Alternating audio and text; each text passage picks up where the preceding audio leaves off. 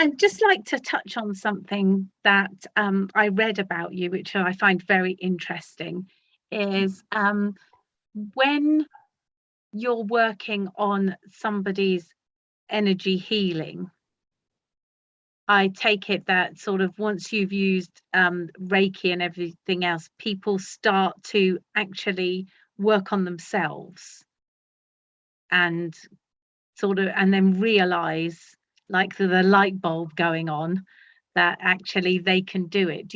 Is that what happens? That's not always the case. It's very interesting. Over the years, I've worked with many students who have learned this work. Personally, through Reiki, I love Reiki. Reiki is one of my favorite things to have. And I learned how to do Reiki 1, Reiki 2, but I didn't get the Reiki master qualification because I just felt I didn't have the right resonance with the discipline. And it's just too beautiful to not be used authentically and with integrity. But I never learned anything about myself or my problems or my journey through having a Reiki treatment. But I always felt better. But unless I'm taking charge of my own healing, I don't know how I've healed, then I'm just giving my power away to somebody else. But I often go and get Reiki if I just feel like I always say, I feel like a crumpled pillowcase, then I go and get ironed by the Reiki master, and then I feel great. But with the students doing the inner tuition work, it's very in-depth. What we do is we teach them how to harness their intuition, how to activate their body so that they can feel the energy, how to read it. The body becomes a roadmap. Different aspects or areas of your life are attributed to different parts of your body. Then we can read the chakras, and everything you need to know about yourself in all and any incarnations is sitting in your chakras, if you can just learn how to read it. A lot of people go through the course and they go, that was fascinating, and they move on with their lives. They're not ready. But what has happened through sitting through and hearing all that information, they may not have resonated with it, but it's filed away somewhere in them, and it's primed the receptors for that moment in life when they are ready. Then they will go, oh, I remember that. We did that course one day. Oh, let me explain. Not everybody's at the same stage of their journey. Not everybody has a lot of trauma that they want to deal with. Some people are just interested in the fact that there's a whole energetic world out there. Occasionally, people grab it and they really do the work. So it's very important that people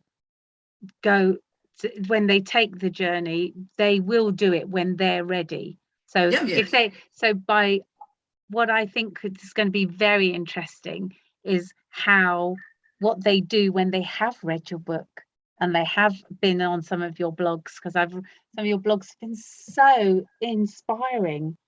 I found myself going, oh, okay, and really realizing what's happened to myself so that I can do something better, especially when I think, who am I?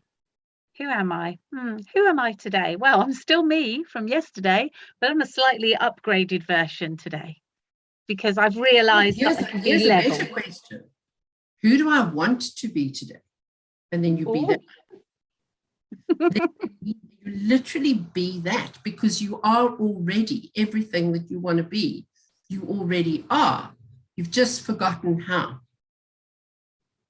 So a lot of this information, in fact, any information that you will read in any book anywhere on energy in the quantum space, you already know everything you're reading. It's about jogging your soul's memory to say, hello, remember this. You have all of this available to you. And either you'll pick it up or you'll go, oh, that's just rubbish, and you'll throw it in the bin, and maybe you'll pick it up again. It took me 25 years. Everything that was meaningful in my life, I could have picked up 10 years before, and I walked away from it. I wasn't ready.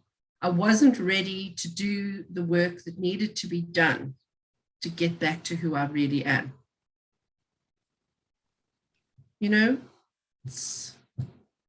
So as each person is ready and as they go on their journey, I think that they will get a lot from reading your book.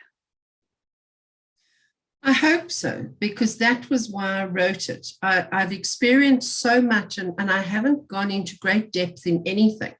But my mission was to offer people the language of energy and to give them a familiarity with it.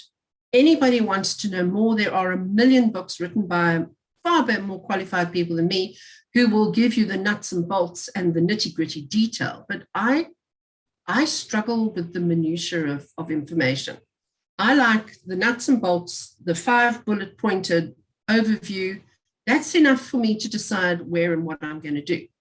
So I don't hold myself up as a subject matter expert on anything, but I've been exposed to an awful lot of really interesting material and experiences.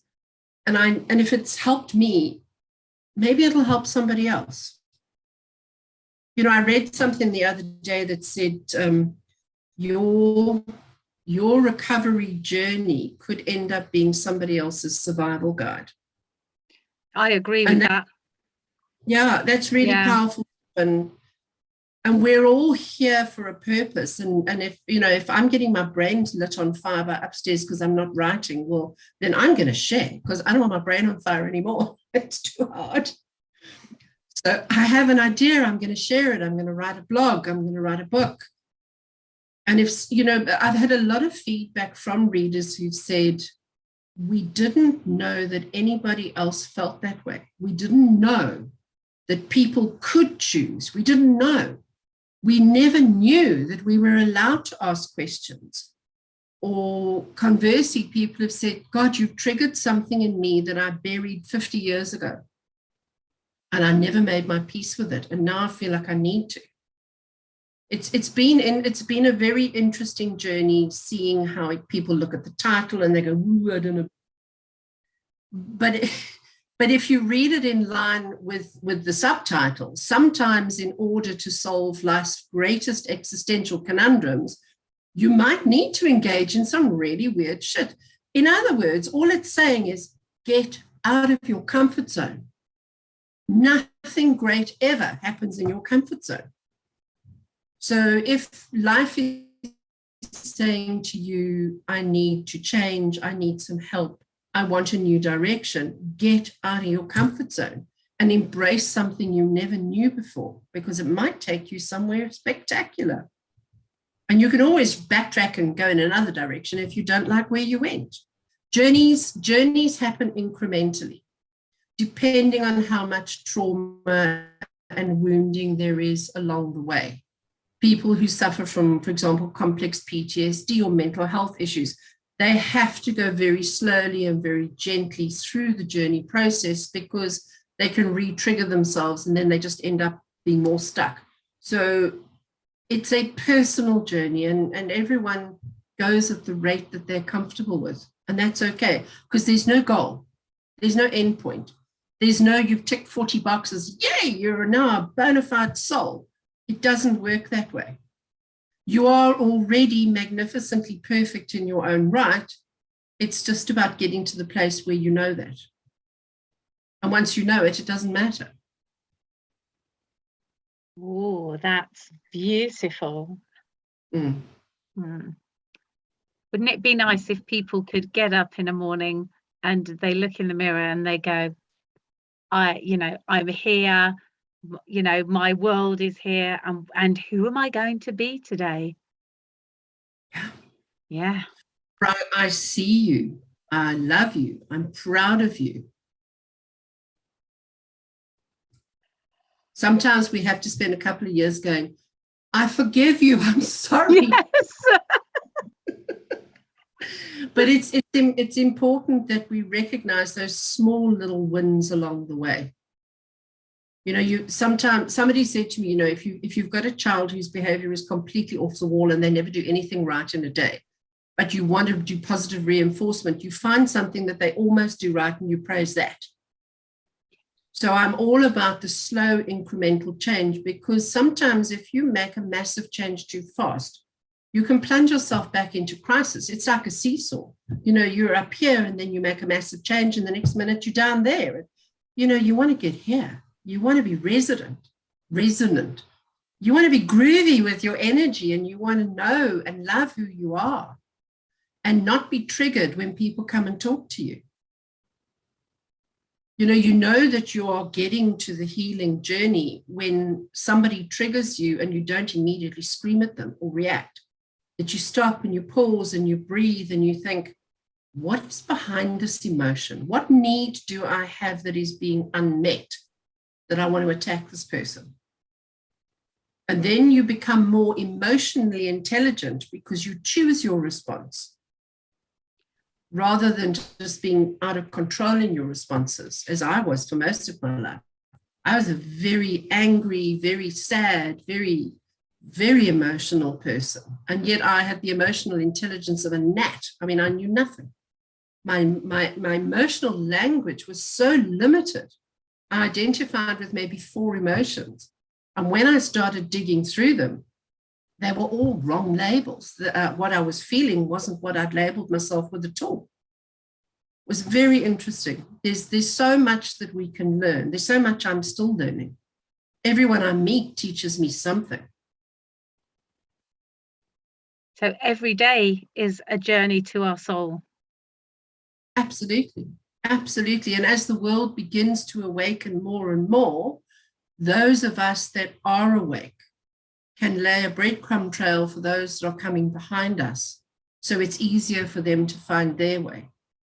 And I think that's what it's all about, is the more we can heal ourselves, the more we can hold out a hand to the person who's coming along behind us.